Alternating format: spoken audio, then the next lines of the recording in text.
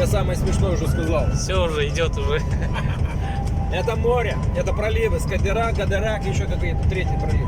Я здесь проходил. Ну, И сейчас проезжает. а сейчас это самое. Мы в Мальме под ним проходим, под этим мостом, когда в Мальме плывем. Вон там. Да, Мальма вон там. Да. Вон там. Сейчас тумана, плохо видно. Сейчас я паузу нажму и поближе уже обратно буду снимать. Давайте. Ну вот проезжаем границу Дании со Швеции. Да. Здесь где-то граница должна быть на мосту. А Я это сколько прям- раньше первый раз, когда ездил, я вот подумал, этот мост, еще ему подобный там дальше за Мальмой, или там, построили великаны. Вот. Ну слишком уж круто этот мост. Как будто как пирамиды Хеопса. Подъезжаешь, ты такой маленький, ты такой это самый несчастный. Я вот поверю, что местные жители могли домики одноэтажные построить. Ну такое. Круто. Впечатляет. Достор, я на кыргызском скажу, да? Давай.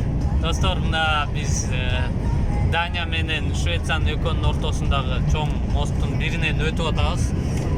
Азыр билбейм, мындай көрүнүп атат, чындыгында бул өтө чоң, өтө бийик.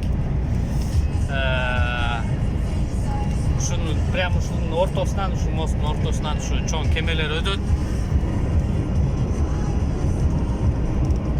Даже эмеге батпай атат го кадрга. Кыскасы мына бетон эле чувствую, жаман чоң да. Мына тростору болсом, кандай десем, трос мисили чоң турбадай да. Калың турбадай. Ошондой. Там дальше туннель будет, в туннель будем уходить. Андан кийин нары жагында эми бар. Туннель, суунун астынан кеткен туннель. Суунун астынан ал укмуш ал дагы. Ошончого чейин ичкен экен. Анан бул жөндө булар мактанып да коюшпойт да. Это должно быть так дегенде. Ошо достор. Эми мындан кийин дагы видеолор киргизип турам.